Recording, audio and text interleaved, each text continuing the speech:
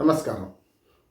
దేశవ్యాప్తంగా చూసినా, రాష్ట్రాల వారికి చూసినా పార్టీల ద్వంద్వ ప్రమాణాలు చాలా ప్రస్ఫుటంగా కనపడుతున్నాయి. జాతీయ పార్టీలైనా ఒకసారి అక్కడికి వెళ్తే ఒకనాడు ఆధార్ కార్డు ప్రవేశపెడతా అని కాంగ్రెస్ పార్టీ అంటే వద్దు, గోప్యతకు భంగం అని బీజేపీ అన్నది. ఆ తర్వాత కాంగ్రెస్ పార్టీ మంచో చెట్టు ప్రవేశపెట్టింది, అది కొనసాగుతుంది. ఇవాళ దాన్ని ఖచ్చితంగా అమలు కావాలి, అన్ని పథకాలకు అదే శ్రీరామ రక్ష, ఖచ్చితంగా పౌరులకు లీకేజ్ లేకుండా పథకాలు ఉండాలి అవసరం అని చెప్పి బీజేపీ అంటుంది. జిఎస్టీ కాంగ్రెస్ పార్టీ ప్రభుత్వం ప్రవేశపెడతానది, బీజేపీ వద్దన్నది అన్నాడు.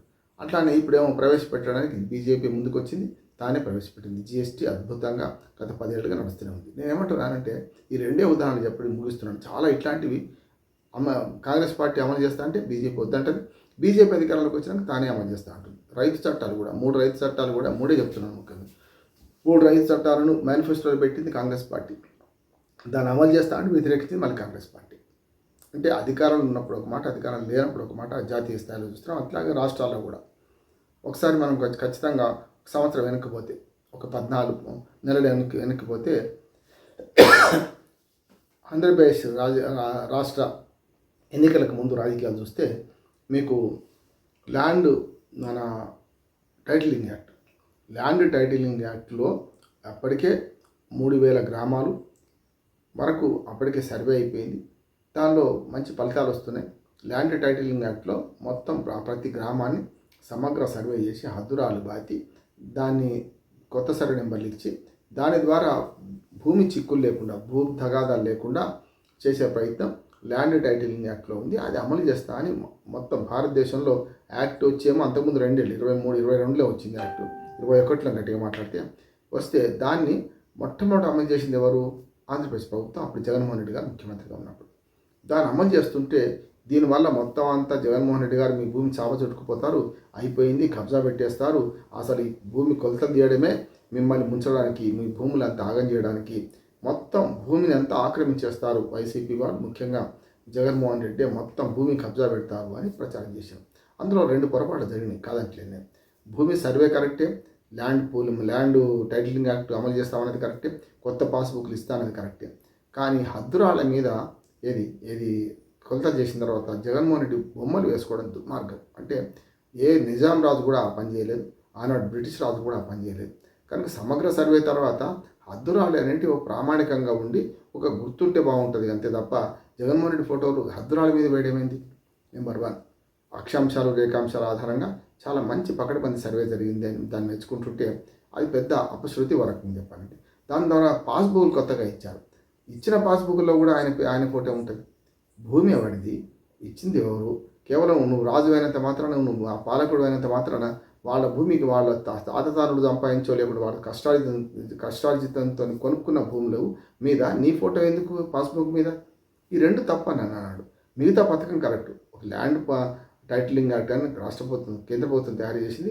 యాక్ట్లో భూమి కొలత తీయాలి, దాని తర్వాత కొత్త సర్వే నెంబర్లు ప్రకటించాలి, దాని ల్యాండ్ టైటిల్ కింద వాళ్ళకి ఇచ్చేయాలి. ఇంకా దానికి అదనంగా కూడా ఉంది, యాక్చువల్గా చేయలే కానీ ల్యాండ్ టైటిలింగ్ యాక్ట్ తర్వాత యాక్ట్లోనే ల్యాండ్ గ్యారెంటీ యాక్ట్ కూడా తీసుకురావాలి. అంటే ఈ భూమి అన్యాక్రాంతమైతే, ఒకసారి ప్రభుత్వం పాస్బుక్ ఇస్తే అన్యాక్రాంతమైతే దానికి పరిహారం కట్టించే బాధ్యత కూడా ఉంటుంది. అందుకని మన చేతిలో కాగితం ఉంటే సరిపోదు, మన పట్టా భూమి మన చేతిలో కాగితం ఉన్నా మనకు భూమి మీద కబ్జా అంటే స్వాధీనం ఉండాలి, పూర్తి హక్కులు ఉండాలి, ఇంకెవరి వివాదం ఉండదు. వివాదం వచ్చినప్పుడు పరిష్కారం చేసే బాధ్యత రాష్ట్ర ప్రభుత్వానికి.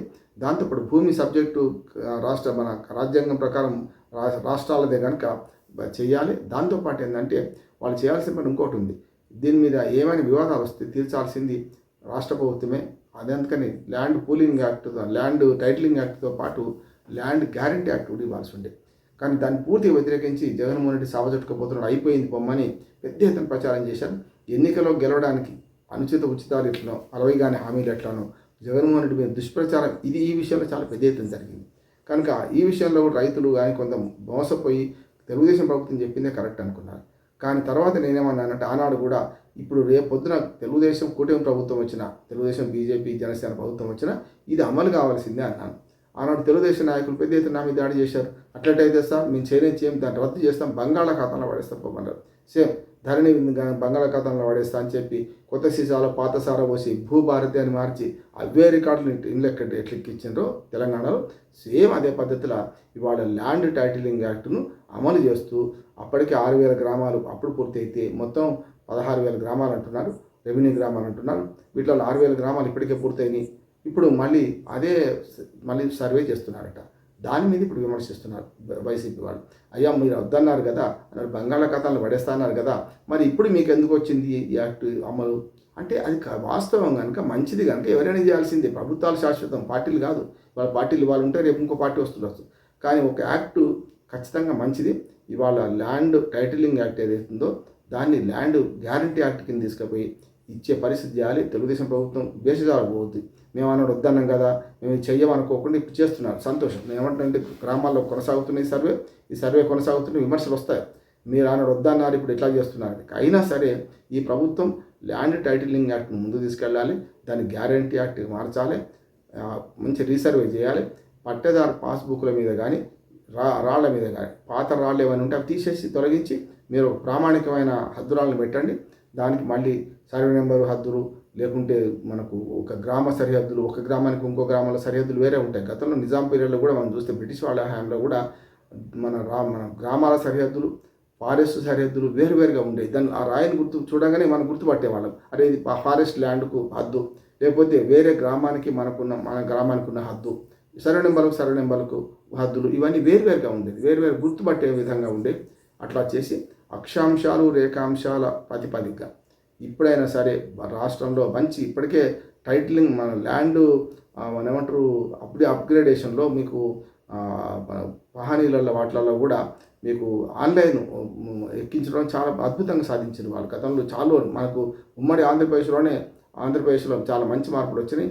అదే రకంగా ఇప్పుడు ఇక్కడ కూడా వీటిని చేసి పూర్తి స్థాయిలో ప్రజలకు ముఖ్యంగా రైతులకు భూమి తగాదా లేకుండా చేయాల్సిన పని బాధ్యత ఈ ప్రభుత్వం మీద ఉన్నది.